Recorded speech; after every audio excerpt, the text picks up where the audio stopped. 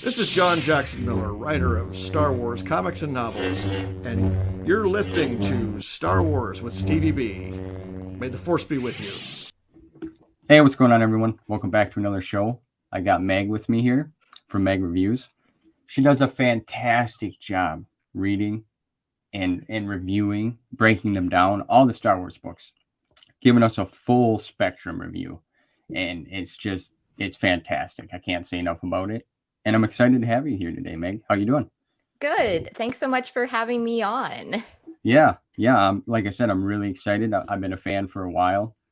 What I like to do is after I get done reading the book, I kind of search up, and I came across you through Ben, like to get other people's input on what the book meant and their thoughts, because some people have a niche for that. And I got to tell you, you make me want to stop what I'm doing and listen to what you're saying. Like, it's incredible. Like the way you come off, it's like a performance.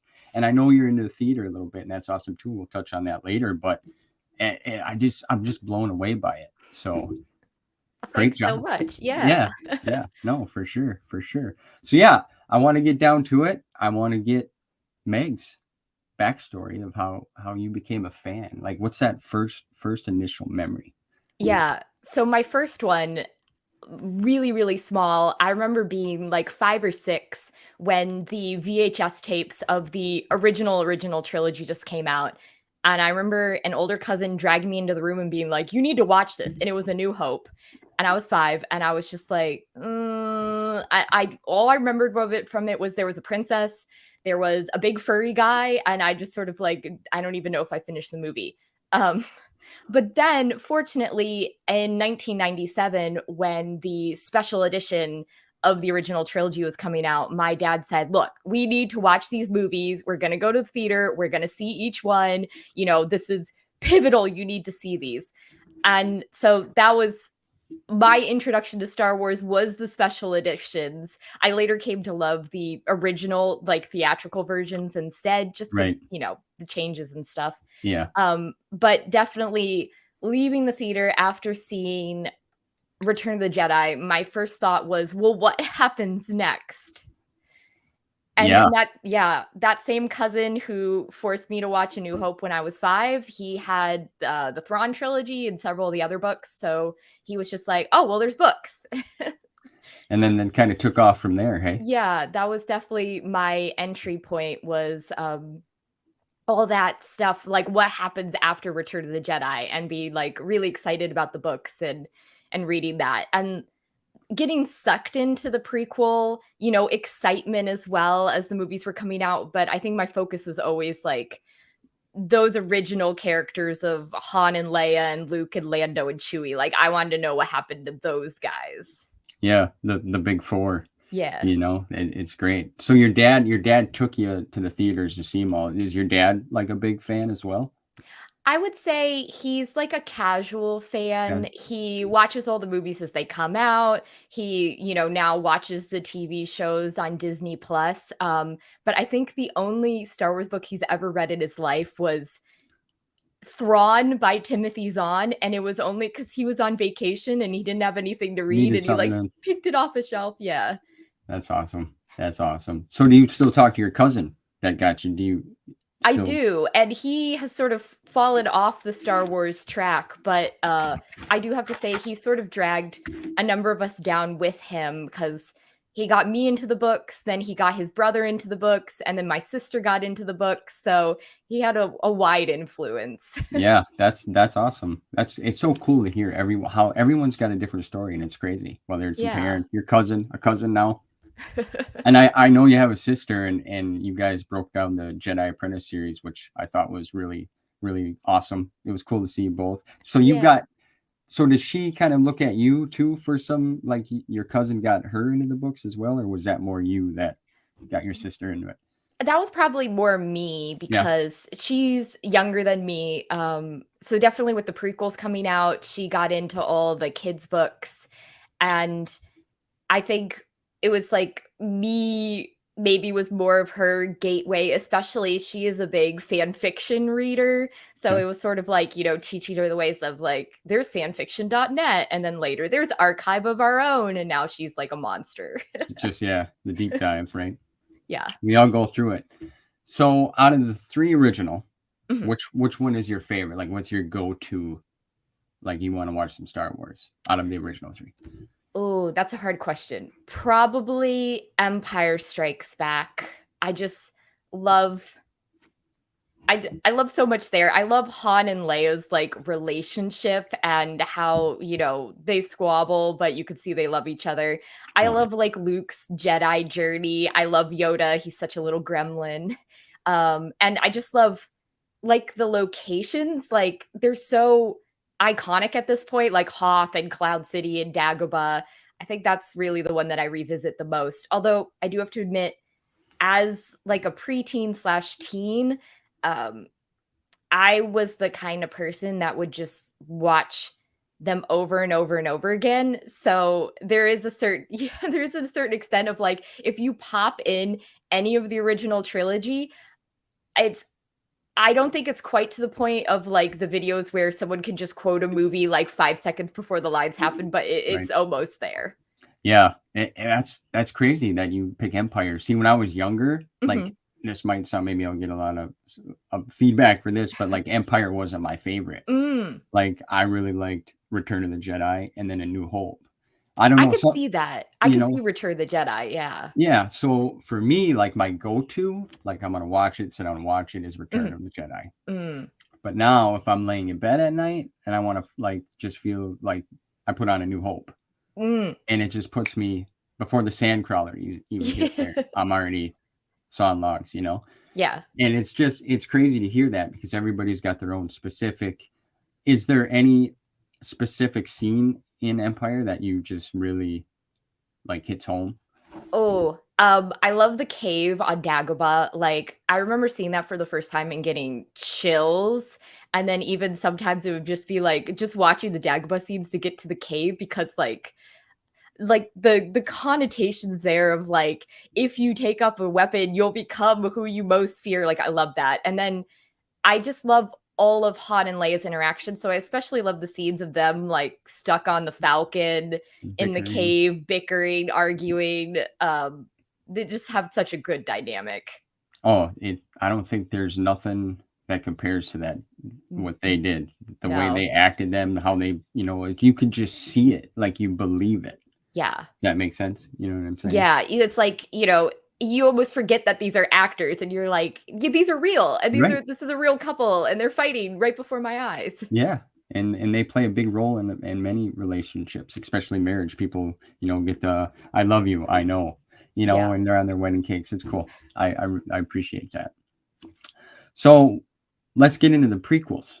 Let's Mm, talk about the prequels a little bit, because recently you just came off of rereading yeah. all the prequel books in 2022, which I'm currently there, and I'm reading The Approaching Storm. Oh, So okay. that's where I'm at right now. Yeah. But let's talk about the films, the prequels. What's your memory on that? So this is like such a deep cut, but when The Phantom Menace came out, Pepsi released these like 24 soda cans and with Yes. different characters on them. And I became obsessed with building a mobile with each of the cans.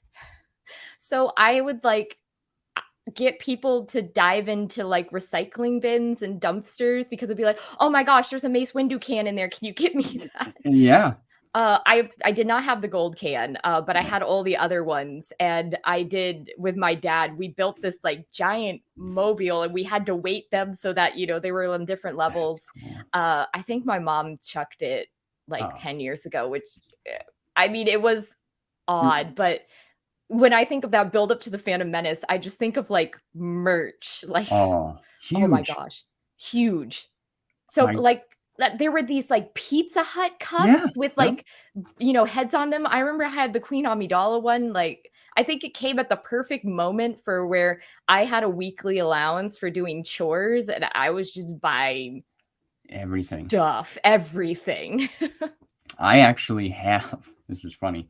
I have like you remember them like little packs it would have like a pencil case and some kind of eraser and a plastic ruler. Like Yeah. you could get them when, back then. I have the Phantom Menace one, and it's got Jar Jar and Anakin on a pencil case. And it's got a Darth Maul pencil, still sealed. So I mean, like even pencils and school supplies, it was crazy. The chip bags, you remember the chip bags? Oh yeah. I actually still to this day, my pens, I don't know if I can reach them. My pens are all in a cup, in like a bigger cup, but the paper cup that they're in the bigger cup is from a birthday party. It has Qui-Gon Jinn and Obi-Wan Kenobi in it. Like awesome. I took them. Yeah. Yeah. Even Taco Bell, Burger, everybody had. Yeah. Like that's my favorite memory of the prequels is what you just said there. Yeah. I just remember that it was just everywhere. It was crazy. Yeah. And the hype.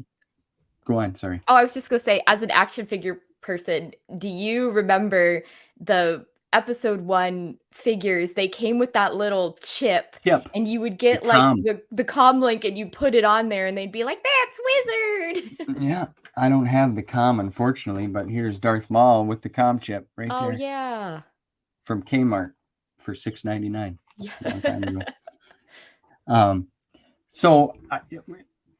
So is the Phantom Menace like your favorite out of the? I know we didn't touch on the other two, but is that like your favorite? I think probably in a way it was the one I was like most excited for, and I think that Queen Amidala's like costumes, just the sheer quantity of them and the work that was involved in them, like that had a huge impact on me. I think in the end, I wasn't really interested in the story. What I was interested in was like how it looked. Yeah. Yeah. Like a lot of people talk about the politics, like the prequels are heavily, on the political side, Yeah. which I can agree, and like, I almost forgot about that. And like you said, I was just like in shock and awe with all these new characters, the land, the planets where we were going. It was beautiful. Yeah. There was nothing like it at the time, I thought. Yeah. I feel like it was definitely almost like the Avatar movies now, where you go to the movie theater and you're like, wow, they can do that? Yeah. How did they do that? Yeah. So what about Attack of the Clones?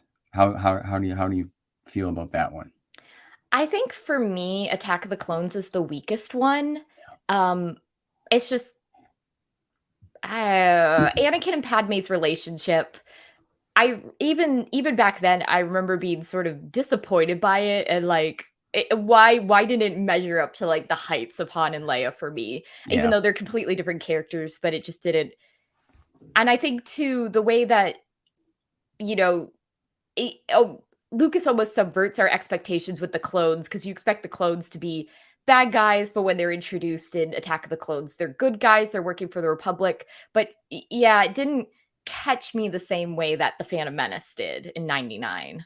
Yeah, I would have to agree with your thoughts on the relationship there. I mean, yeah, they were teenagers, so like being in a relationship, I'm sure being at that age, you probably remember. It's like you're learning. You're kind of it's awkward. Yeah, it's a little weird, but it could have been better. Yeah, like we talked about earlier, Han and Leia's relationship. There's just the dynamic is just perfect. Yeah.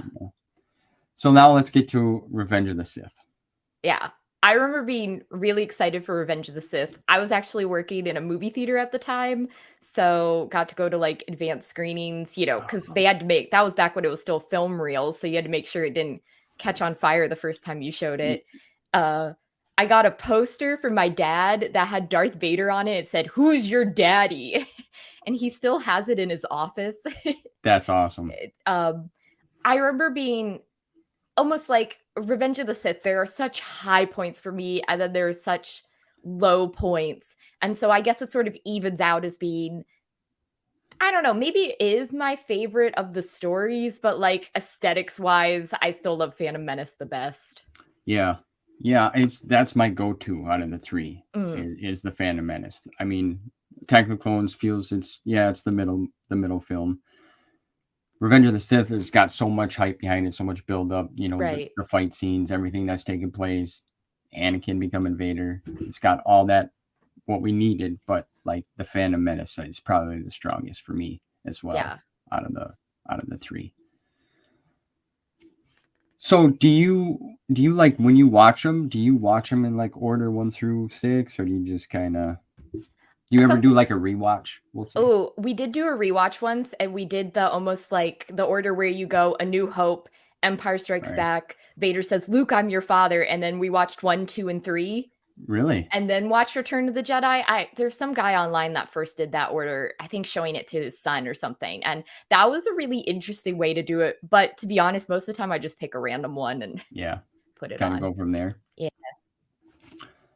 So now we get to the Disney era, like the 2014 situation. Yes. How do you feel about that? What's your thoughts on that? I was so excited for the sequel trilogy. I think because for me, like Revenge of the Sith happened, and then I was in college, and then I was like my first big job and stuff. And so I was still reading Star Wars books, but I'd sort of fallen off the bandwagon, not reading like every release. And there was really only the Clone Wars TV show to get, excited about. So the idea of new movies, I was like so psyched. It got me back into reading the books again. But I feel like I'm not one of those sequel trilogy haters, but I feel it's sort of like the prequel trilogy for me, where there are like really good parts and really bad parts. I do think that like The Force Awakens was too much trying to copy what A New Hope did so well. And like, I wish they had done, a little bit different. I love that The Last Jedi did so much different, and like some of it didn't work for me at all, and it made me angry in the theater watching it. But like, I'm so glad that Rian Johnson chose to do that. Like, it did feel like the Empire Strikes Back of the sequels to me, just because of like shocking revelations and stuff. Yeah, the dramaticness of it. Yeah, and then Rise of Skywalker was my least favorite of the three. I went to see it with my sister in the theaters, and I just remember looking over to her at certain points, and she was sitting there and she had her sweatshirt like pulled up over her nose. Really? It was going like this. And then there were a few points where I almost wanted to shush her because she was like, "Oh my God. Oh my God." And I was like, "Shut up." What are you doing? Eat some popcorn. Yeah.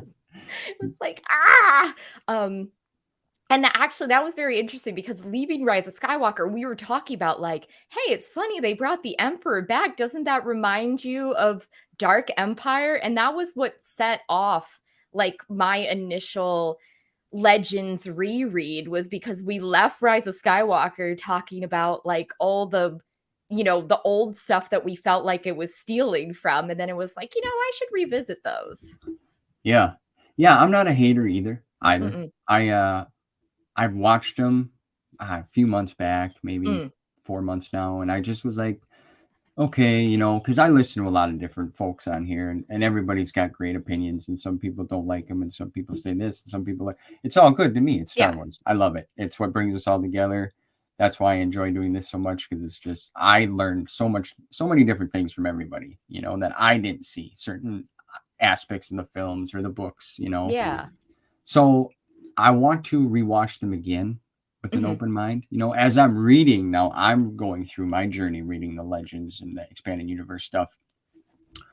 The stories feel they're amazing. Yeah. They almost feel like it all fits, even though they have some of their, like in the prequels, you kind of mentioned that it's just the continuity of things. That's got to be so hard for authors and everyone to just kind of, I would hate to have that job, to be honest with you, trying to figure out where everything fits. But back to my original statement there, I love it all. You know what I mean? I was glad to see Harrison Ford, Mark Hamill, Carrie Fisher. I was so excited to see them, So yeah, I need to do a rewatch, but I just was curious what your thoughts were. I don't know if I've ever heard that, because I know you've been on some different podcasts, especially with Ben over at Star Wars Timeline, that we're both acquainted with, and you guys did a podcast on the importance of women, in their roles, which, the Rise of Skywalker. It to me, it'd be cool to have a female powerful Jedi lead in the movies that we can see now, not in the expanded universe, but. Because we need that. women need that. We all need that, right? Yeah, I mean, I think that's the most interesting thing I've found doing these legend rereads, that especially the early ones where I hadn't quite figured out my format yet, but I sort of knew what I wanted to do. And rereading the Thrawn trilogy, I just noticed, like, we've got Leia and Winter and Mon Mothma and Mara, and that's it. Yeah. And I just sort of brought it up like, hey, it's really interesting to me, especially having read Timothy Zahn's new canon books, the Thrawn books, how it feels like there's such a effort to make sure that, we have a wide range of characters. There's, these interesting women who are just as capable as the guys around them. And I just sort of mentioned it, like, it's so weird to me that, like, the galaxy doesn't have, like, gender parity. And, like, people in the comments were mad. Like, Yeah. and like, aren't you happy with the women we got? And I'm like, I am. It's just, it's something I never noticed before. Right. And I want to bring this up on your recent, one of your recent videos there. You mentioned in the prequels, like, we don't get a lot of Queen Amidala in the books. No. Like, except in the newer canon with her story there. Right. I'm not sure. I haven't read that. But, like, I've noticed that too. Like, there's not, like, she's just kind of in and out are just mentioned. It's just weird to me. Yeah, especially for someone who was positioned as, like, part of a trio. Yeah. That, yeah, there's just not a lot of stuff with her. She'll show up for, like, a scene and that's it. And even the new Padme books, which I did enjoy, but I feel like in a way they're almost more Sabe's story than Padme's in the end. And I don't know. I don't know if, like, in the prequels they were given restrictions, like, don't cover Padme, Right. or if it was just like nobody cared. Yeah, nobody cared, and she got dropped. Yeah. To, like, a lot of the authors that wrote, like, in between some of the prequels, like, they weren't given a lot of information, to my understanding, of what they could work with. Yeah. I've always wondered that, like, how much can they play, or what, I want you to write this book, but don't say anything about this. I'm sure that's how it probably goes. But you mentioned Timothy Zahn, and he's another one that's played in both sides of the spectrum. I have not read the newer Thrawn books. I want to, because I just finished Outbound Flight, and I thought that was phenomenal. Yes, it was great. Your review was excellent, by the way. Yeah. So, and you've read the newer Thrawn books. Do they try to stay on the similar, like, path? We'll say. Yeah, I would say it's very interesting to me. The newer Thrawn books incorporate a lot of past Thrawn history and plot events. Like the newest one, the closer to the Thrawn, the Ascendancy trilogy, which was, I think, it was Greater Lesser Evil, maybe. Yeah, something. I think the name. I can't remember the titles, but it's heavily implied in that book that Outbound Flight happened, because we have POV scenes from Thras, and then we hear that Thras died in this incident involving a ship from lesser space, which is what they call the Republic. So that's cool. And even, like, Thrawn's, how he joined the Empire, how they found him, it's pretty much the same as the story we got in the original expanded universe. So I just think it's very interesting how it's like Timothy Zahn is taking this opportunity to tell more stories about Thrawn, but he's also sort of like, I'm keeping the same backstory I wrote for him. That's cool. That's good. I like that. And I recently seen a little interview with Jon Favreau and Dave Filoni, and they were talking about, they're promoting Mando 3. Mm-hmm. But, I like them guys. I think they're doing a great job. I really do. And they mentioned that they try really hard to, like, make sure they're touching on even the expanded universe stuff. Like, they're making sure, and to me, that's cool, because it's a huge puzzle piece. There's pieces everywhere, as well, because you read a lot of it, and I'm getting there. But I was gonna, before I asked, do you do the comics? Like, do you? Well, off and on. I'm not a, like, consistent comic reader. Okay. Yeah. Okay. I've read, like, of the older ones, I read Dark Empire and Dark Empire 2 and Empire's End, which is not a great ending to that, but they sort of got canceled and had to wrap it up fast. Okay. And then of the newer ones, I read a lot of the like mini series, like Shattered Empire, the Lando one, the Princess Leia one, but I don't have a local comic book store, so I'm not the kind of person that like gets each issue as Yeah. they come out. I'm definitely the trade paperback person who's like, "Hey, can the library order this?" Yeah. That's how my original journey started before I started collecting the books and finding out about them was at my local library. But then it was just like you kind of gotta wait, if they didn't Yeah. have one. So I just said, I want them anyway because they're great. They're great to Yeah. have and read, and hopefully I'll pass them down to my kids and they'll pick them up. But I just wanted to ask you that. I didn't mean to jump back to that because I'm starting to get into comic things and I don't have a local comic book store and it's hard for me to travel. So I've been doing the Epic collections when they're on Oh, sale. okay. Yeah. But anyway, so back to the Disney stuff. You keep up with all the shows then, I would assume, yeah? Like Andor Yeah. and Mando. Are you excited for Mando 3? I am excited. I guess on the one hand, I'm a little annoyed that they brought Grogu back like so fast Okay. and in sort of an unrelated show, just because I know there's a number of, really casual watchers, like my mother, who has seen A New Hope and none of the other movies, does not care to see a movie, but she has watched every single episode of The Mandalorian That's because of cool. Grogu. Yeah. She told me at one point, she's like, "Why are there so many fights in this show? I just want to see him with his baby." I was like, "Mom, that's not the point of the show." Right. But it's so cool though that this show is doing that for people. Yeah. It's like my mom knows she's never cared about Star Wars, which is buying me stuff when I was a kid and so on. So yeah, it's really cool. I have yet to see the first episode. I'm waiting to watch that with my wife. Then we're gonna do a little talk on here about it, something for her and I to do together for fun. So I'm excited for that. And yeah, I didn't really I wish we could have got more with. Well, what's your thoughts on Luke? Seeing Luke, I'm sorry. What's your thoughts on that? I thought that fight scene in the last episode, season 2, so cool. I was like, seeing the X-Wing come in, you're like, "Oh, it's Luke," and then just seeing the cloaked figure. I don't know. I love seeing him in that last episode of the second season, but then seeing him with Grogu in the Book of Boba Fett, I wasn't so crazy about him.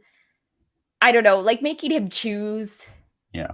It sort of seems like where I struggle with Luke is where they make Luke trying to repeat everything that the old Republic Jedi did when it seems to be it was a clean break.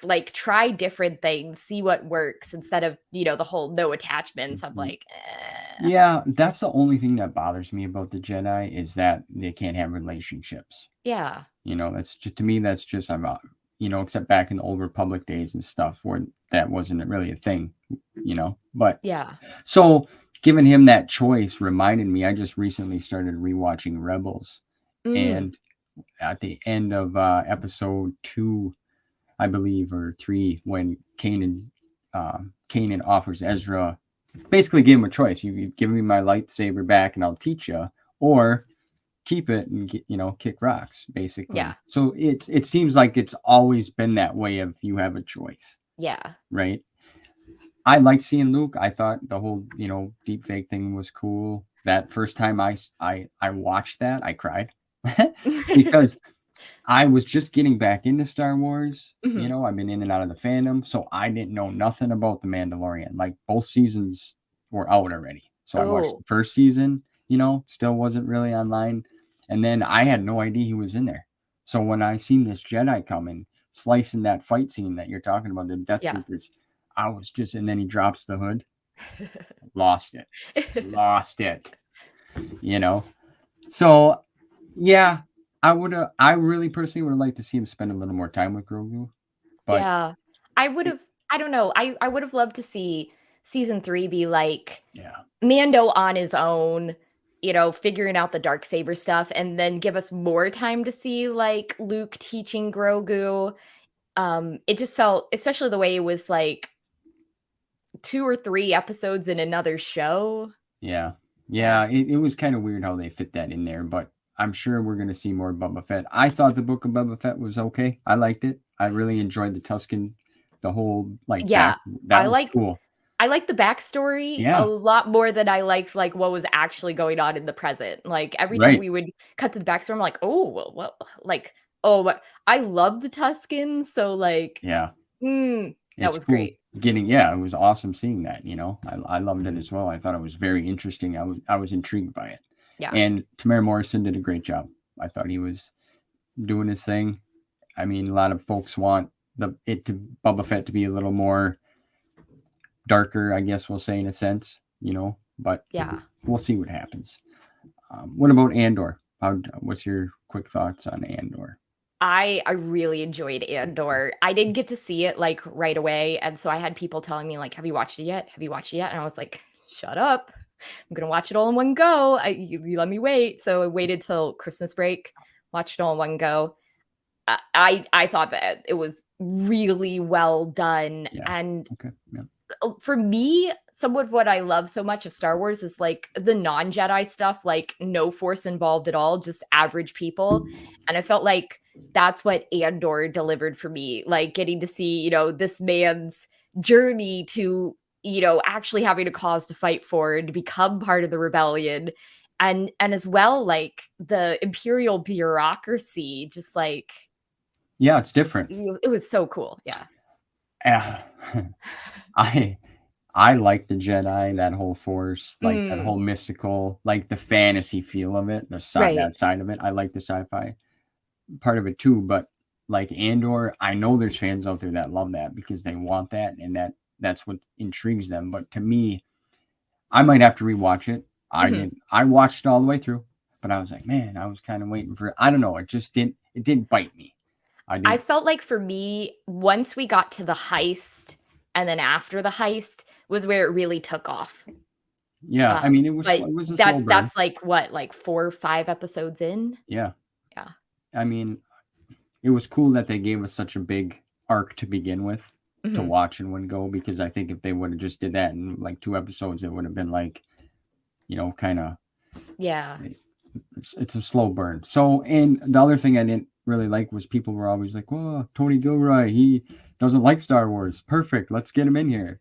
But to me, it's like, okay, well, if my toilet's flooding, I'm not going to call the electrician to fix it. I'm No. going to call the plumber. I want the guys that like the stuff. But that's just me. Yeah. That's my thoughts and opinions. You know, um, and I know you've read some of the High Republic, so we'll touch on the books. Now we'll Yeah. get into that side of things. I've read some too. How Mhm. are you liking it so far? I guess for me, I'm enjoying it, but I have, like, nitpicks with, pretty much every one of them. I think it's, like, so hard to have multiple authors writing one continuous story. So there are like weird continuity bits, I think, because that's just so hard to keep track of. Yeah. For me, what I struggle with the High Republic is that instead of telling like separate stories in the kids material and the young adult material and the adult material, it almost feels to me like you really don't get the full picture unless you read all of them. But, like, if you're a child Yeah. reading the middle grade books, like, there's no way you're gonna read the adult stuff. No. And that's you nailed it. You perfect. That's how I felt. So I stopped Mm, reading them just mm, because as a fan, you want to read all the material. And right. they're like, well, you don't have to, but you can. Well, I want the whole story. I don't want, I believe even they tie in the comics as well Yeah. to the whole shebang. So, I mean, at first it was good. I liked Light of the Jedi. I thought that was phenomenal, and The Fallen Star, and the first 3 adult books were pretty good. And then after Yeah. that, I was like, oh boy, the next wave's coming. I don't know what to do. And so, um, yeah, I just wanted to get your quick opinion on that because I'm Yeah. just was curious. No, it's definitely the second wave started, it was, like, October, November, and part of it is I get them from the library, and, like, the young adult book came out in October, and I still have it on hold, like, I haven't gotten it yet, and it's Yeah, March now. yeah, And it's sort of the same thing.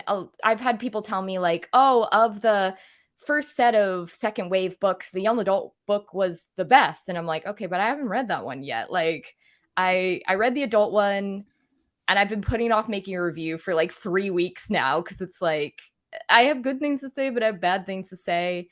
I've had like the second volume of the manga since May of last year. I've read it twice Whoa. because I read it and then never made a review, and then I couldn't remember it, so I read it again, and I still haven't made a review. And it's like I just feel sort of like I don't. Whatever. Maybe I should fall off the bandwagon. I don't Yeah. know.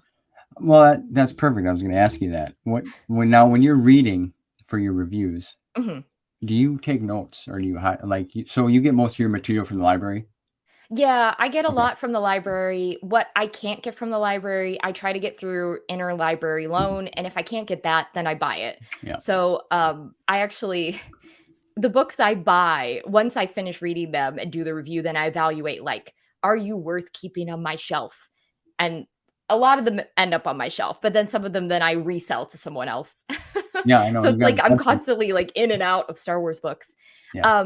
But most of them are library books. And so I do take notes, sort of like outline as I'm reading, especially for my issues. If Yeah. it's like tone, I'll write down like the examples of what I think, or I'll try to take like a picture or a screenshot because I'll sort of switch back and forth between if I have the physical book and I have the ebook, both from the library, like I'll sort of go back and forth between the two. Okay.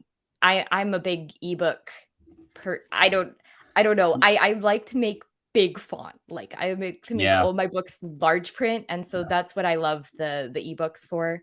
So I'll make notes as I go, and then for my reviews, I usually try to like in advance write like my intro and my conclusion, but then the rest is sort of just going off of my notes. Yeah. I want to tell you again, like you're phenomenal at this. Like you have a niche for it. Now, do you have a writing or a literature background? I couldn't remember if I've heard that before. Yeah, I got my bachelor's in English and Yep. theater. Yep. So I did do Okay. a lot of, you know, I had to read so many books and write papers on them. My sort of senior project for my undergrad was writing about how Little House on the Prairie by Laura Ingalls Wilder. Actually, the Ingalls family are illegal squatters because Kansas territory had not been opened up to settlers yet. And that's why they get kicked off at the end of the book, is because the federal government intervened and like drove them off.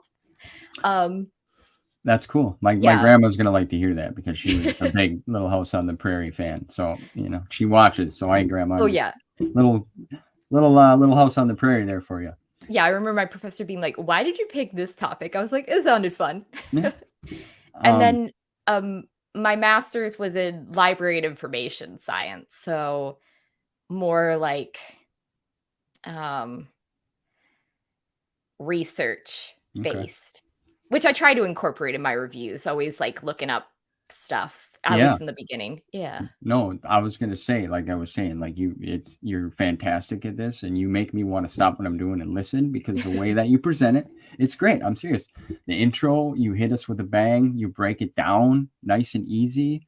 How you describe the characters is really like when I was listening to Outbound Flight one, I'm like, yeah, yeah, yeah, and I was like, perfect. And I like how you cosplay with it too.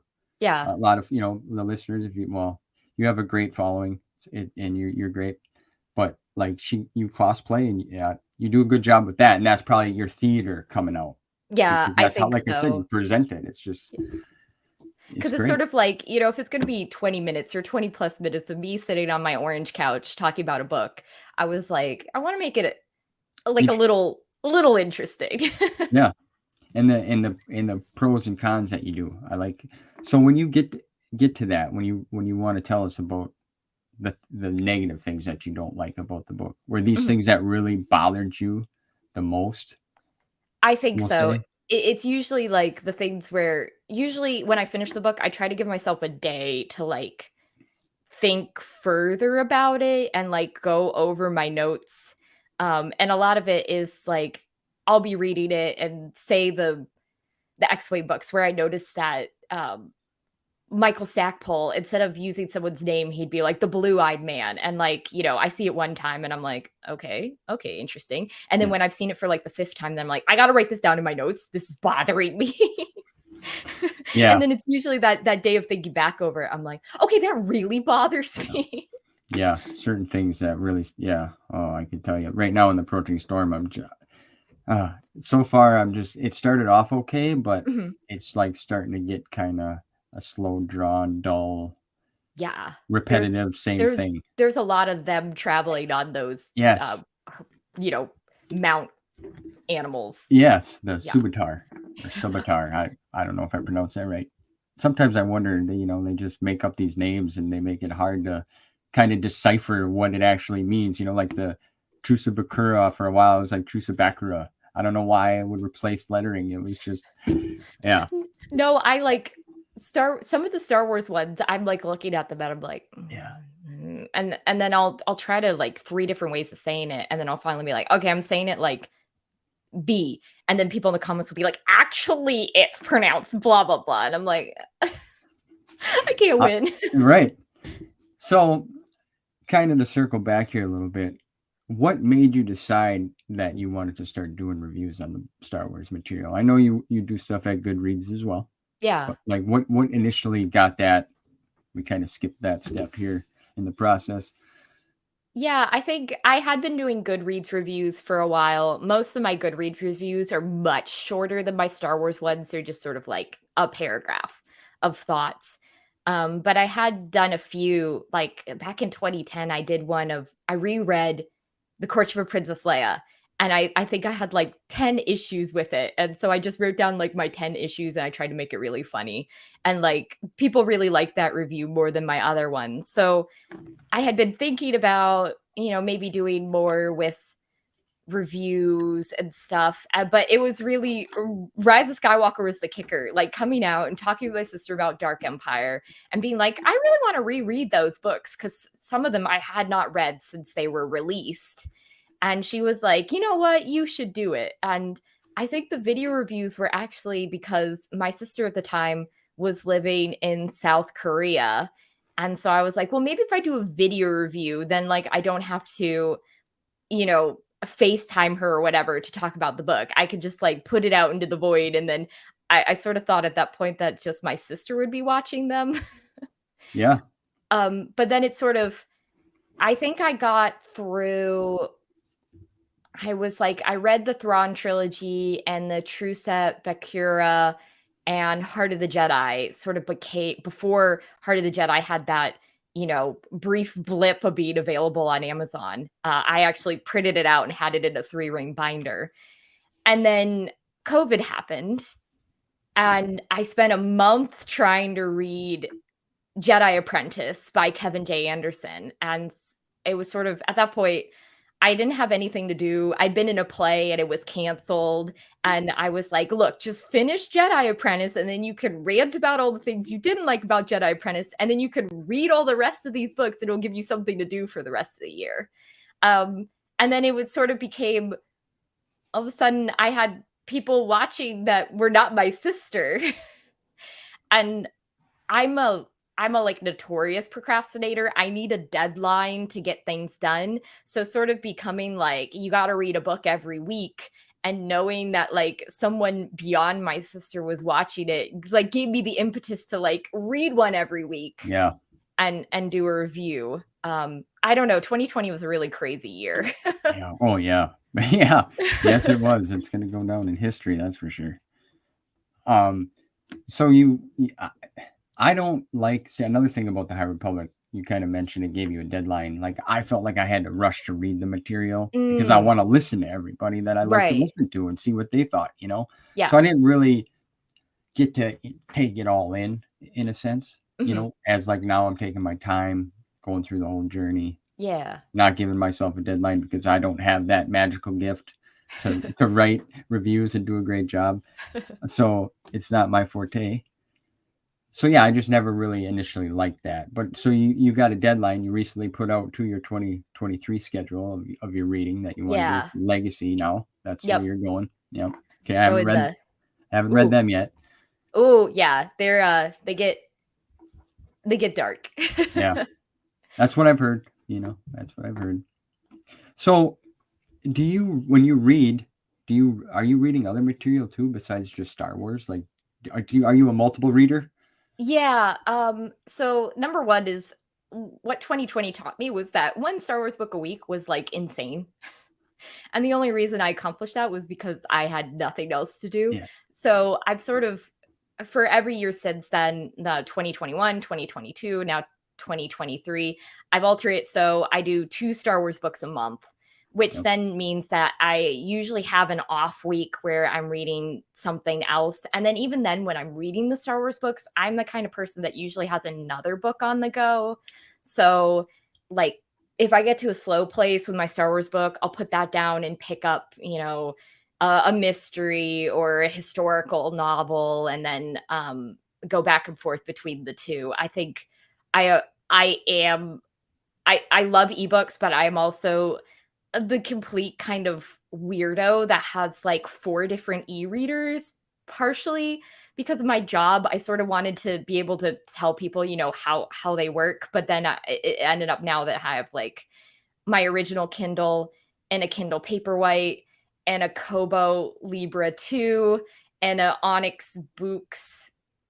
I don't even remember what that one. I think it's a Poke 3. So I'll have like 2 of them because I have one book on one and one book on another, Wow, which is yeah. probably a bit mad.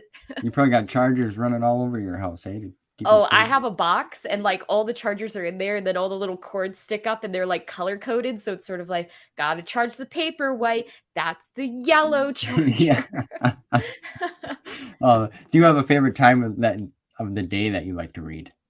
Oh, I like to read before bed. Yeah. I pretty much always read before bed because it's like an opportunity for me to put my phone away, Yep. like charge it.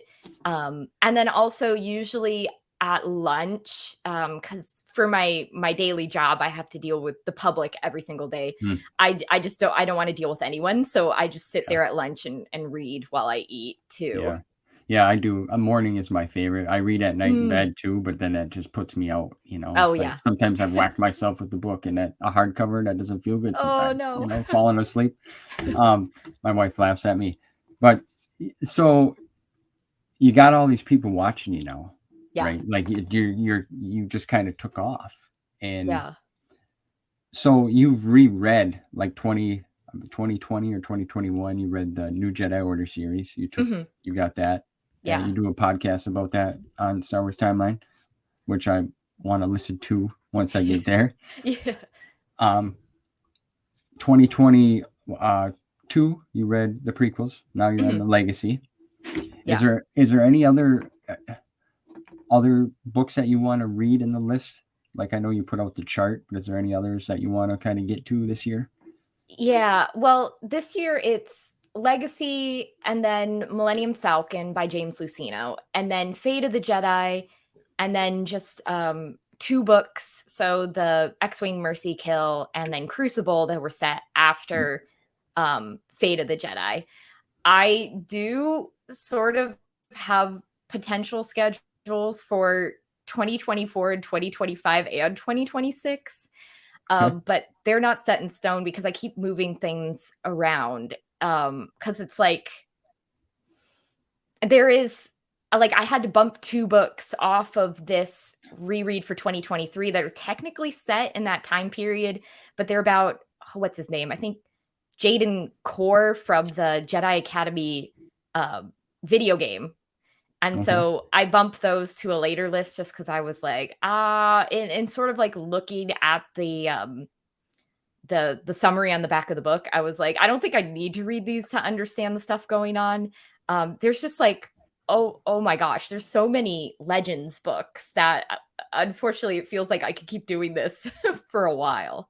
Yeah. Have you read all through the timeline? I haven't. So Okay. like right now with these Legacy of the Force, back when they came out, I gave up after book number 5. There was a shocking event that happened in that book, and I was just like, it was literally throw the book against the wall, and I was like, no. And I didn't continue. I never read Fate of the Jedi. And then for a lot of these ones, now that I've gotten like past the prequel era novels, it gets into the time when I was in college and then when I was, living on my own, Yeah. that I really only tuned in if there was like a new Timothy Zahn novel. And so a lot of those just completely, I don't even have memories of them at all. And some of them, like in looking through Wikipedia, I'm like, this was a book that was released. Yeah. It's crazy to think of how much, like, if you really followed everything, there's a lot of material to read. Oh, yeah. It could take you some time, but you've reread some of the material. Yeah. Has- Some of them, Yeah. especially for me, the like 90s Bantamera books were my entry point. So those I had reread since I originally read them. Some of them Yeah. like multiple and multiple and multiple times. Oh, yeah. But then it's more like some of the other stuff, like the prequel stuff where, I read the novelization when it came out, and then I think I never picked it up again. I was going to say, is that like your favorite time era to read, is like the 90s? Is that like the special? I think so. I don't know. The later books, I think people were frustrated with the 90s books because it's like almost every trilogy or whatever has a super weapon and they defeat the super weapon and then everything's the same. Yep. And the later books, definitely there are consequences to actions, like things that happened here have, repercussions later on.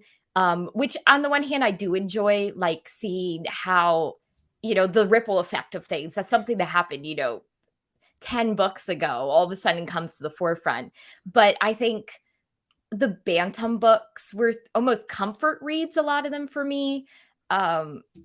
Just getting to check in with like, how are Han and Leia doing? How's their kids doing? Is Luke ever gonna find a girl? And so those were the ones that I revisited the most. Yeah, they're fun. I've read some of them. Like when I first started reading, I was just kind of listening to people. Oh, this is a good, try this one. This one's, and I would read them. So I read the Thrawn trilogy. I read Courtship of Princess Leia, which I thought was fun.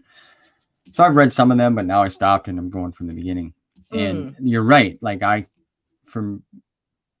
everything's got a super weapon. They save the day. We move on the next thing. That's kind of was the story, even in movies back then. That's just how it was. But now I'm noticing what you're talking about. And I should give myself a day or two, like you said, you give yourself. But as soon as I finish a book, I'm right to the next. I want to read more. I just want to keep going. So to digest it and remember certain things stand out to me and how a book feels. Like I know, like, you know what I'm saying? There's certain books that they make you feel like you just feel the book. Yeah. Is there any books like that are just like what's your top 3 favorite, we'll say? Ooh, good question. Like big picture 3 favorite. This was one of the ones I reread last year, but Yoda Dark Rendezvous for me, like I hadn't reread it in maybe close to 10 years, but I had read it more than once. And I have like the science fiction book club hardcover copy that I got on eBay somehow because it was like my paperback was falling apart.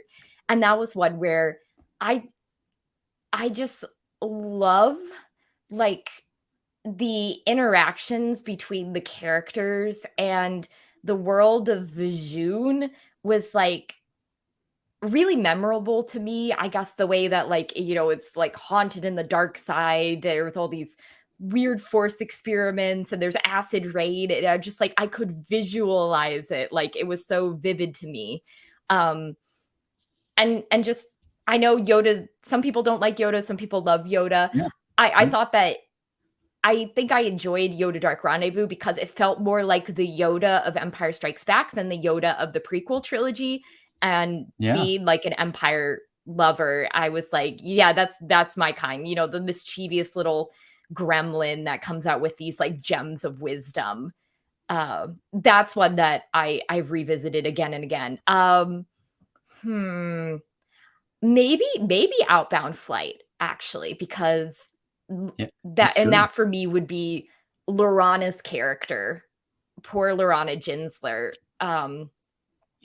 It was one of those books where I put it down and I instantly like wanted to write 5 different stories where Lorana lived and like and didn't tragically die and no one knew about her sacrifice. That was one like I own it. I've reread it over and over again just because the characters stand It's out to good. me. Yeah. It just feels really good. Like it flows good.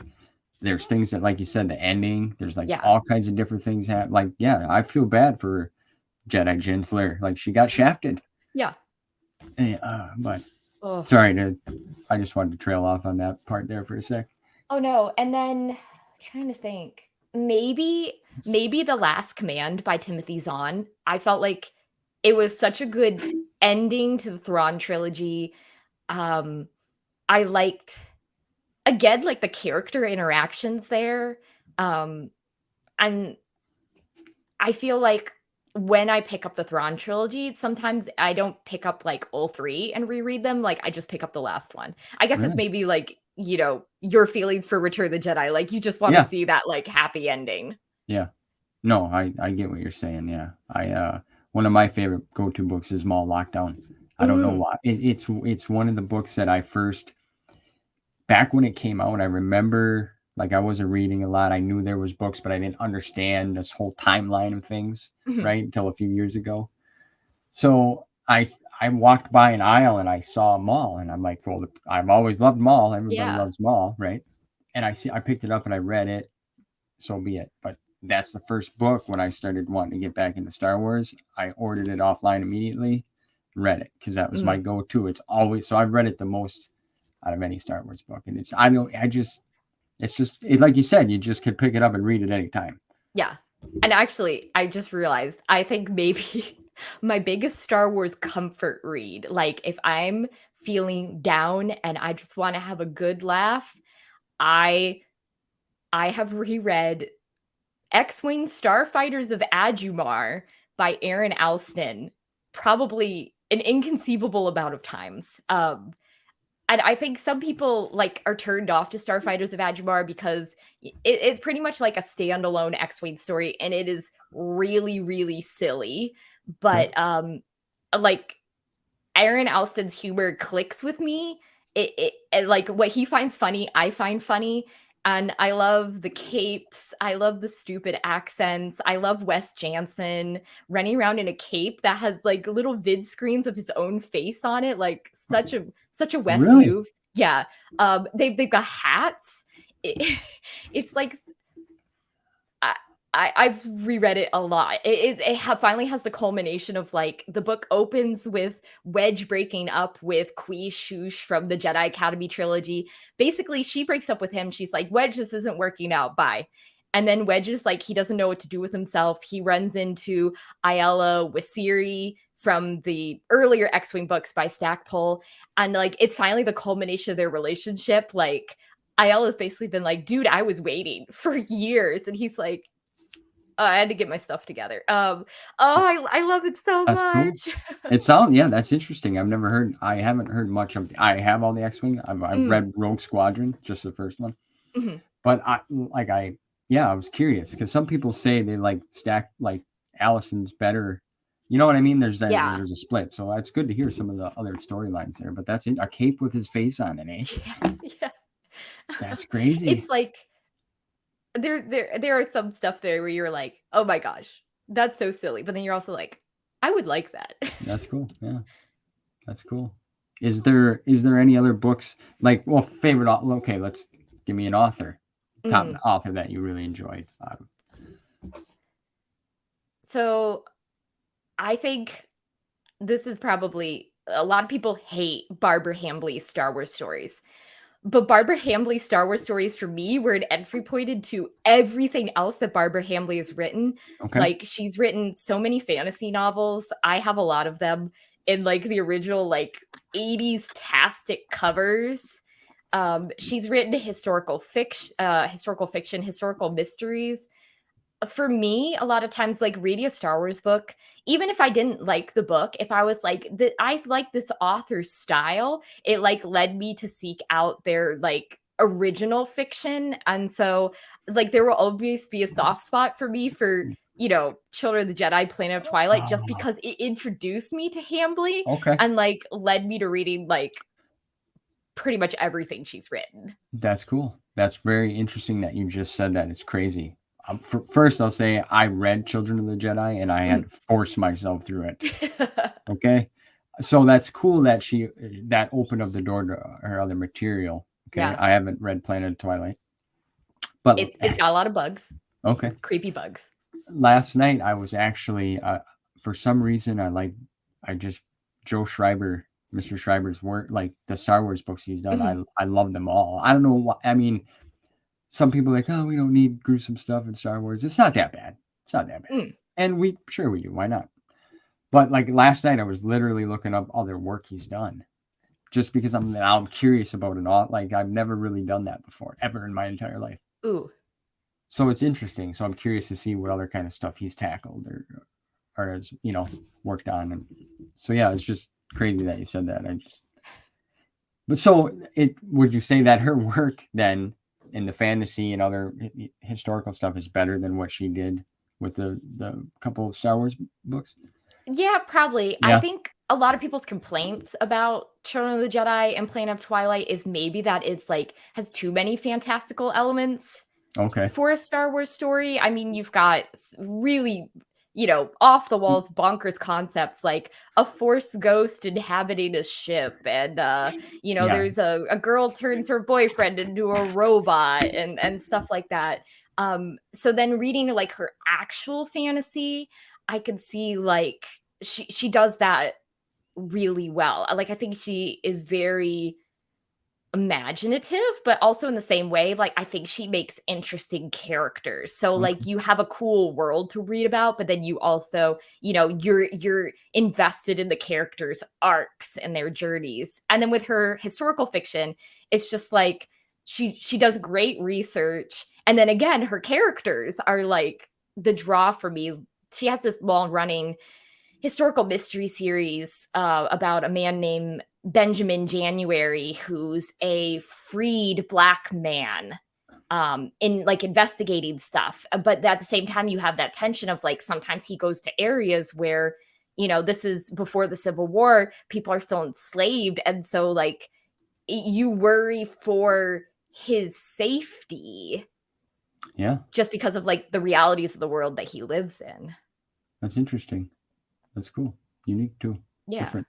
Yeah.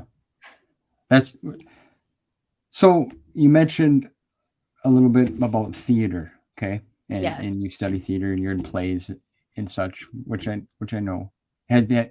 Has reading these books, has Star Wars impacted your life, we'll say, in a way? How has it in a way? Yeah, I think so.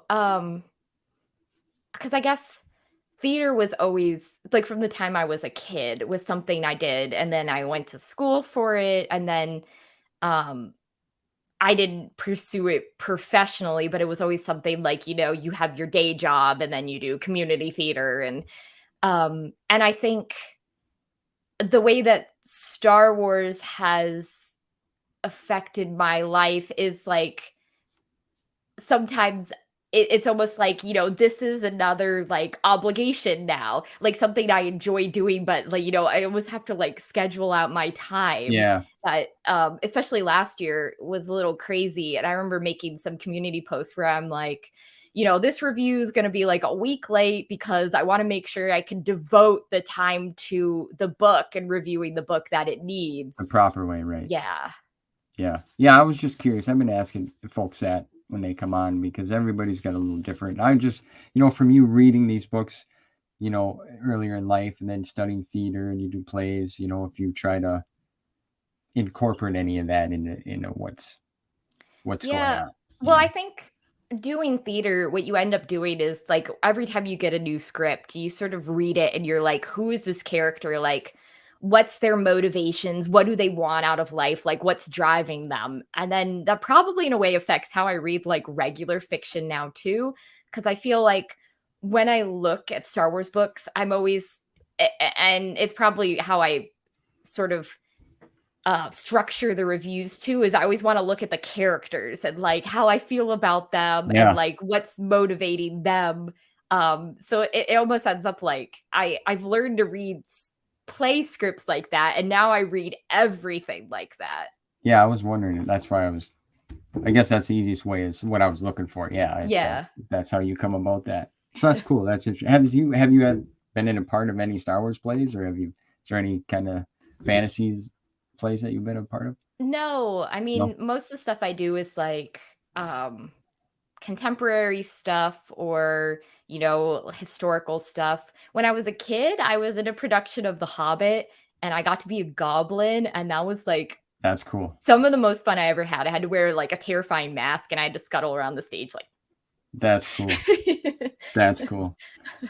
That's really cool. Yeah, one year I got to be grandpa, and grandma got ran over by a reindeer in my Oh. choir. So yeah, I got to wear my grandpa's suspenders, and they had a cane, and yeah, it was funny. It was a good time. Memories, eh? Memories. Yeah. You still got the goblin mask? Oh no, I don't. I wish I did. I was trying to look for pictures because I know my mom took pictures from that show. And apparently she took pictures of me because I was also a forest elf. She took pictures of the forest elf, but not the goblin. I was like, hey, that was the part I liked the best. Yeah. So you're a big fan of Lord of the Rings, I take it. Oh, yeah. I mean, I feel like I was in that group of people that the the films came out at like the perfect time. I had already read the books, but then you really got sucked into every December seeing the next movie that came out. Yeah. Yeah, that was another fantastic time. I I read the first one back in school, but like I never read any of the others. And then I watched the films, and I fell in love with them just like everybody else, Yeah. Have you seen, I don't mean to jump off the subject of Star Wars, but have you watched the Amazon Lord of I the Rings started watching it and I got sort of bored, so I didn't finish it. Okay. I don't know. It's interesting because they're taking like the Second Age and condensing it. So, I mean, if you're like a Tolkien nitpicker, you sort of start watching, you're like, these people were not all in the same place at the same time. But that's what I heard. Yeah. Yeah. I liked the actress playing Galadriel, but I felt like it was a little slow to me, and so I just sort of stopped. Maybe I'll give it a second chance at some point, but yeah, it was a little slow, but yeah, that actress, she was very good. Yeah. Very good. I think she did a great job so far portraying. I don't know.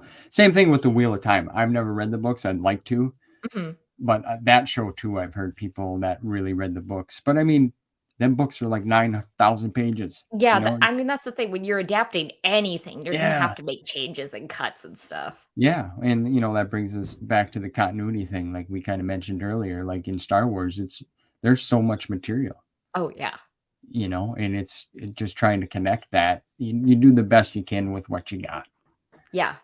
Right. And that's the thing. Like Star Wars, it gets pretty messy at times, but like on the whole, it mostly fits together. And like, I 100% respect the effort that all the authors made to try to keep everything, synced up like that. Oh, yeah. And I asked Mr. Miller that too, it's like, do you guys communicate? Because you would just almost have to. Yeah. Especially if you're going to use a character from another, someone created, like Thrawn, for example. Some people use him, and Timothy Zahn's made that known that everybody tries to help and work together and asks if they can write the character, you know. So it's interesting. It's cool. So when you started the channel, you got things rolling. Did you already kind of have a game planned in mind and what you wanted to do overall? No. No, just I sort of like, I started and I was like, I want to reread all the 90s books. Okay. And then it was sort of like, and then I will finish rereading the 90s books and I'll be done. And it wasn't until I got like into the fall of that year that I was like, oh, but when I finish the 90s books, that sets me up perfectly for the New Jedi Order. And then it was like, while reading the New Jedi Order, it was like, oh, but these were coming out at the same time the prequels were coming out. So maybe I should go back and read the prequels. And then it just sort of spiraled from there. Yeah. Do you have an end plan?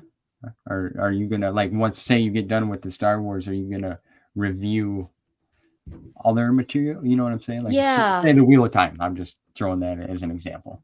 I guess I don't know. Like last year, I had the idea of maybe doing like picking a Star Wars author and then doing a review of like books, original fiction by them that I would Oh, recommend.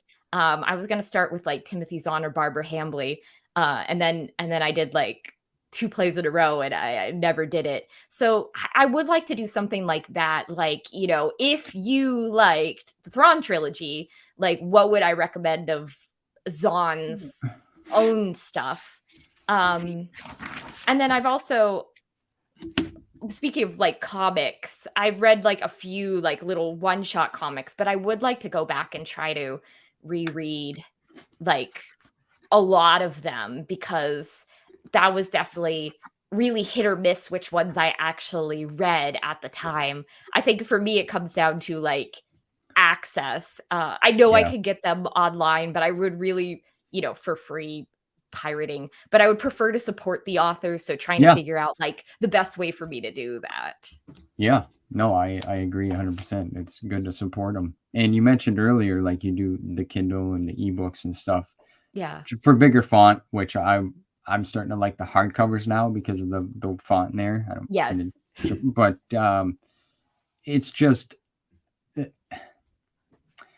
it's a toss up. I think that would be. It's hard for me. Like I'm just on the Star Wars kick right now. And now I'm starting to learn about these authors more. So that's Mhm. interesting to me. And I think that'd be a great idea for you to run with that. Because I have no idea what other material Timothy Zahn wrote except Thrawn material, Yeah. you know? I And think, yeah, I was just gonna say, I think that's one thing that surprised me because sometimes I'll talk to other people and I'll be like, oh, yeah, well, I read the Thrawn trilogy and then I sought out Timothy Zahn's Conquerors trilogy. And they're like, oh, I never read any of his other stuff. And so I was like, yeah, oh, but yeah, for me, it felt like a lot of times. And I wonder sometimes if the authors accepted, the Star Wars contracts thinking this way, like, oh, well, it will introduce my books to more audiences. Cause it'd be like, oh, like The Crystal Star by Vonda and McIntyre. I was like, that was a weird book. And then I read, she's got this like really influential sci-fi novel called Dream Snake. And so like, even though I thought Crystal Star was like weird, it led to me, seeking out her other stuff to be like, is all her stuff weird? yeah, yeah. I'm curious because I know they all have other material. Mr. Carpishian, he's the Time Kings of Las Vegas, Mm, and I heard that's really well, but I just know from his work in Star Wars with the video game and then, you know, Darth Bane trilogy, yeah. which would you think, what's your thoughts on that? How would you think? So I never read the Darth Bane trilogy, and I No. never I never read. I know he wrote some of the like Old Republic stuff like Revan and Yeah. things. I guess for me, when I played Knights of the Old Republic and you got to choose like, your character and what they look like and who they are, I always played Revan as a girl. So when they came out, they're like, well, Revan's a man. I was like, no, that's not how I played it.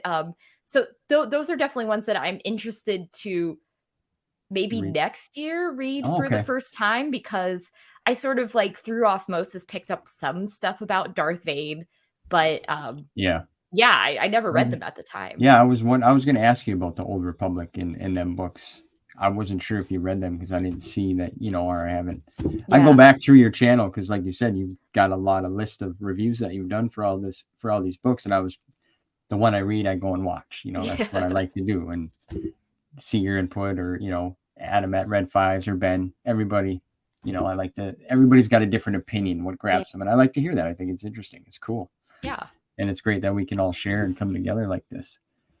But back to the original thing about you trying that, I would like that. Yeah, it'd be cool. Mm.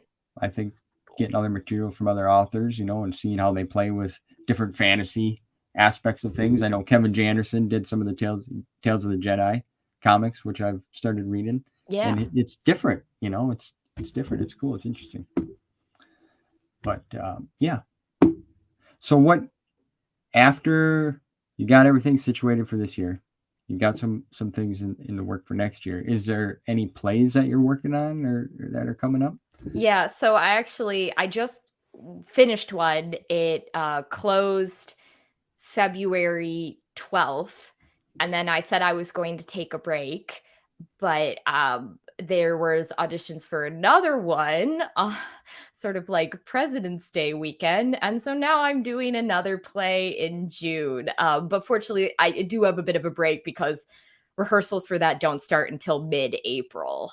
Oh, okay. Yeah. So you got a little relaxing time, a little downtime. Yeah. A little downtime for you. Well, that's cool. I mean, how is it working in a play? Like, I've never, just the grandpa, it was nothing major, but like, how is that? Like, I think for me, it's a lot of fun.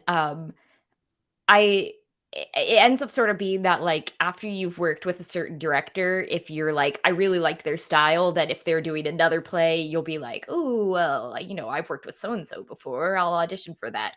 And then you sort of end up, especially if it's like where I am, these small community theater communities almost, that you end up working with, people in this show, and then a year later you'll work with them in another show. So it's just that that's cool. like camaraderie of like, oh, hey, get to see you again.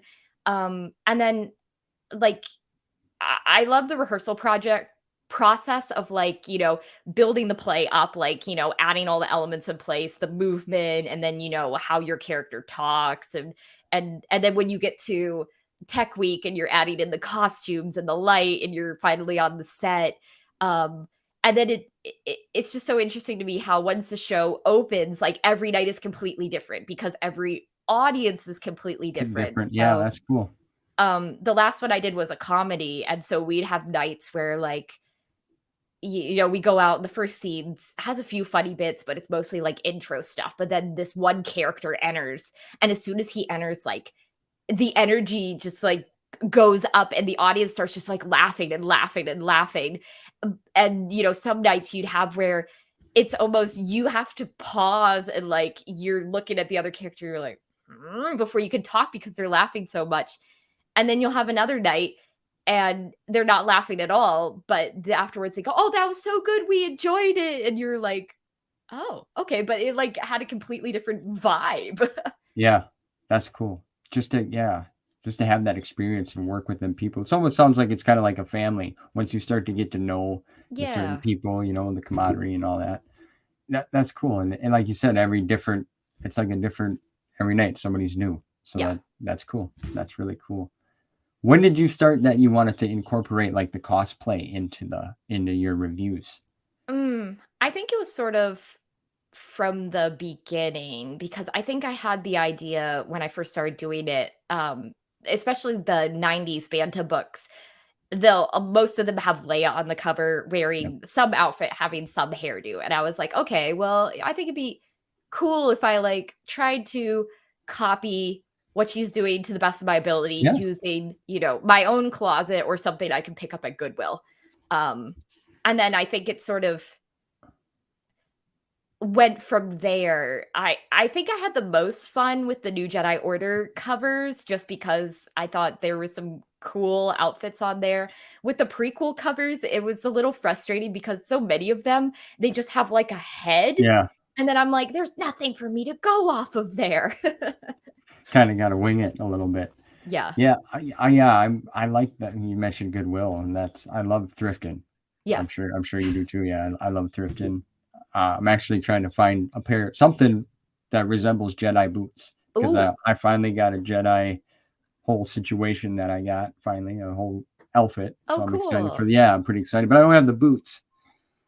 So I was told maybe check Goodwills or like women's boots. I was told to get women's boots.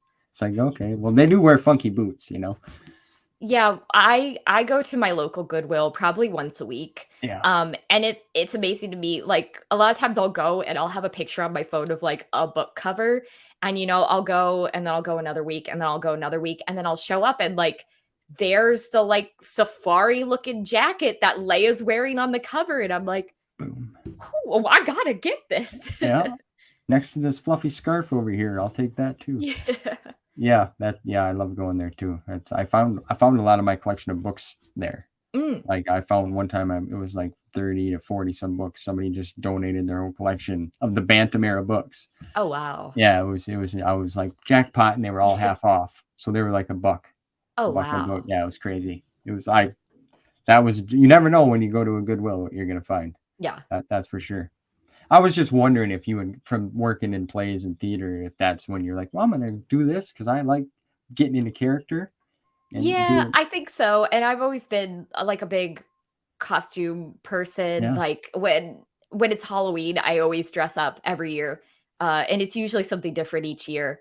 Like starting all the way back in college, one year in college, a group of friends, we all made outfits. So we were American Girl dolls.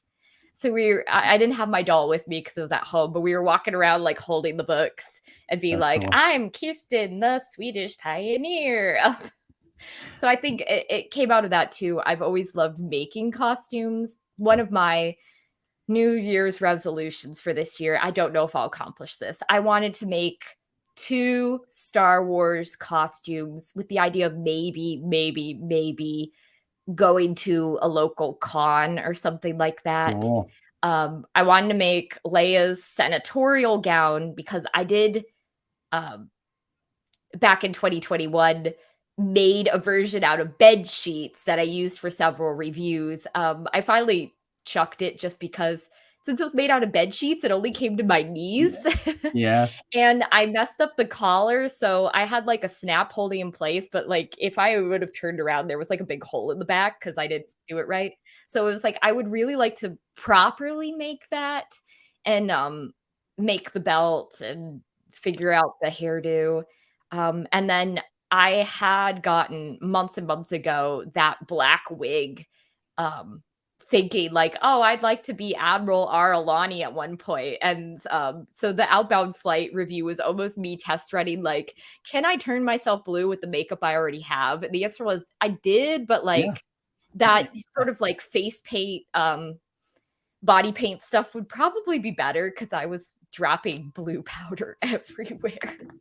And then I do have a sewing pattern to make an approximation of her white uniform jacket. So I would like to try to do that one as well. Because I would love to walk around as a Chiss all day. You turn some heads for sure. Yeah. For sure. People be driving. They're like, she's blue. Yeah. Well, Smurfs are supposed to be smaller. Yeah, I'm the older I get, the more I'm starting to enjoy dressing up. My wife and daughter last year, we were part of our local trunk or treat, where you decorate the back of your trunk. Yeah. So I was Darth Vader, my wife was Mando, and Emma was Rey. Okay. Oh. Yeah. Oh, cool. And we had the back of our van all tricked out, and I had some blow-ups of Boba Fett and Grogu, and people were taking pictures, and it was so fun just to get people's reactions, like walking up to our trunk, like blown away, Yeah. And we won fan favorite, so I want to say that. So that was cool. Awesome. And it's like, why wouldn't we? We're in Star Wars, know? So I get what you're saying. It's fun. So doing plays in theaters, it's just got to be a blast. Yeah. I know we're trailed off. I do that a lot, but I enjoy conversating and hearing people's stories. That's cool. So what else? I got some fun stuff for you. Oh, cool. I got some fun stuff. So in Star Wars, I kind of ask everyone this. I've been kind of keeping, little scores and such. But what type of character would you like to be? Oh, that's a good question. Maybe like an X-Wing pilot. Really? Because I guess as I was always the person that would want to play the like Starfighter video games. Yep. And then would be like, oh, I'm better than you. I blew you up. I have not played one in years, so probably I would be horrifically bad now. But I think, yeah, maybe that's why like some of my favorite characters are like Wedge or Jaina, just because I love that idea of like being in a zippy little thing and like flying around and shooting the bad guys and hopefully not getting blown up.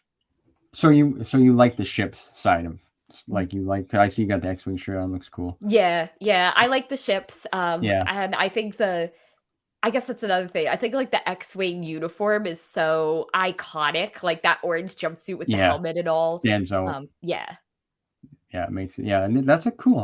That's the first one. That's awesome. Well, what would your character's name be? Like, what would Yeah. That's a good question. Oh yeah. Character's name. I come at you with them hard here. Hard questions. I think. Oh, I don't know. Look, because I guess that's the thing. Sometimes when you read a Star Wars book, like a character's name looks too much like a real world name.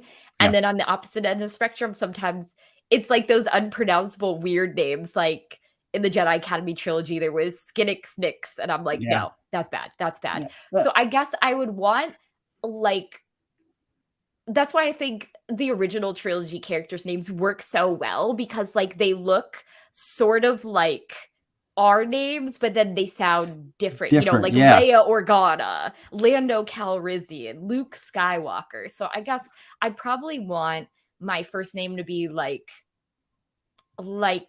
that. Like back in the day, when I was a teenager, I was on the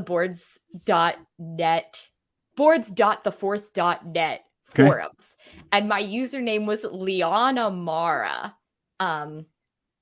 So Because I love Mara, but then lianas are like a tropical flower. Yeah, So I would probably take that, but then I would pick one of those like fun last names. Probably not. I feel like there's so many Skywalkers and Darklighters and Farlanders and things like that, but something like, something unique, a little something different. unique. Not similar. I hear what you're saying. It's a hard question sometimes. Because you don't really ever think of that, really. And No, you're like, if I were in Star Wars, what would my name be? And I'm like, oh.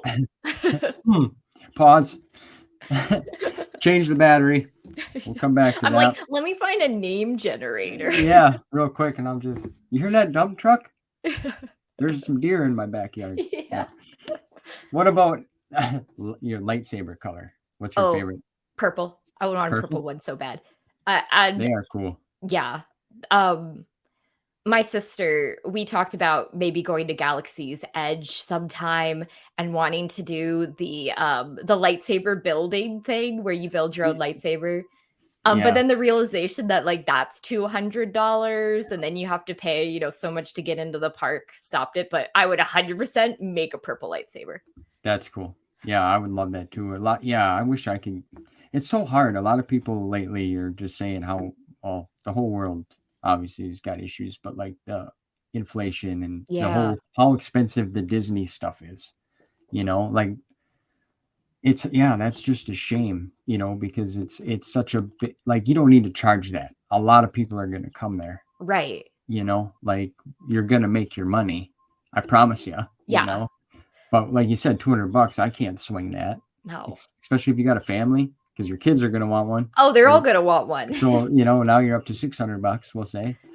But yeah, I would like to go there if I could too, but it's just, they need to come down. Like Disney Plus, the price of that's going up, but that's a whole mine renewed like right before the price increase, so it's going to be in November, really coming down to like, am I willing to pay, what is it, like $11.99 or $10.99 a month for something that I previously paid like $8 a month for? I know, it's a shame that they're all doing that, and the thing is this is a topic I'd like to talk about, but like films versus the streaming industry now. Yeah. I think that's why like everybody likes to stay at home in the comfort of their home. I mean, obviously we all like going to the movies or the theater, plays, interacting with people, but I feel like the way that everything's going, streaming services is going to be what it is. Yeah.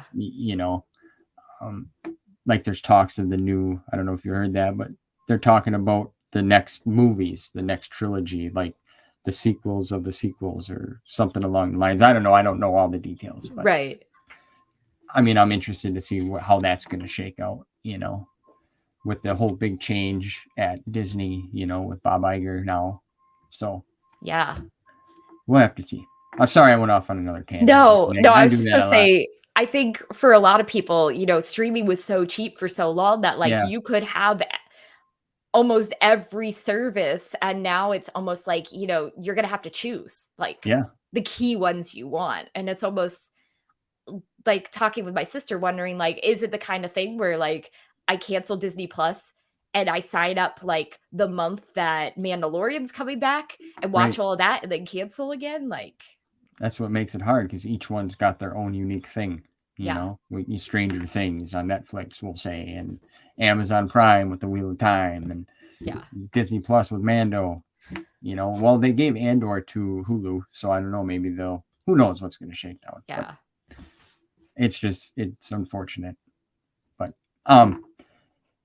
so your purple color lightsaber. Yep. When you seen Mace Windu with that, is that when you fell in love with it? Like that color? I think so. I think seeing Mace Windu would be like, oh, you can get them in other colors. Okay, I want that one. And knowing that, like, that was what Samuel L. Jackson did, the same thing. He was like, I want a purple one. They were like, well, you need a green or a blue one. And he's like, I want a purple one. Yeah, I think they couldn't have picked a better person to play Mace Windu than Samuel Jackson. No. I think like he just represents what Mace is to me, like perfect to a T. Yeah. You know, I know we didn't really talk a lot about different characters and such. And that's something that you do really great too with your reviews, by the way, is how you really get into character detail. And I like that. So, but is there any final thoughts or anything that you want to say, Meg, and get out there? Or oh, now they're beeping. I can't hear it. I can't hear it now. That is so good, because I have a condenser mic and I was like, oh, great. It's picking up all of this like dump truck beeping. Yeah, no, you're good. You're good. That's amazing. Yeah, that's good microphone.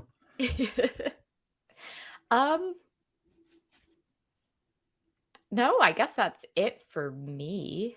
Yeah. Good. Yeah. I'm really happy that we got to do this. Yeah. Meg, I'm glad you came on. I really enjoy you. Like I said, everyone check her out. I'll put a link for her channel in the description. Does an amazing job. Really breaks it down. Like, it's good. And it's good. And I'm not just saying that. Like, that's why, and I'm glad we got some of your backstory. I was interested. Yeah, I was interested to hear what you had to say and share it. Your cousin got you into it. I always wondered, you know, I know you've been on other channels, like Matt Wilkins and other ones, you know, Ben, and I've listened, and I just never really got the whole backstory of how everything came to be where you're at. So I appreciate you telling your story to us. Yeah, I was so thankful that you had me on, and we had such a great chat. Yeah, we'll have to do it again sometime, because there's some things that we can really go into, you know, especially in the prequels. I'd like to dive a little deeper in that with you, because that's where I'm at right now. But that'll be fun. Once you get caught up. Yeah, I'm trying. Like I said, I just go right to the next one. But well, there you have it, folks. Meg from Meg Reviews. Got to check her out. I'll put the link down below. Make sure you subscribe to her. If you like what I'm doing, hit the like button. Subscribe. Tell your friends. Tell your grandma. My grandma watches. I tried to have her on one day. She was here and she's like, I can't do it, Stevie. I can't come down there right now. I'm like, come on, they're gonna love you, Grandma. So one day she'll be on here. But do it. Yes, you heard it. But yeah, there it is, folks. And until next time, see you soon.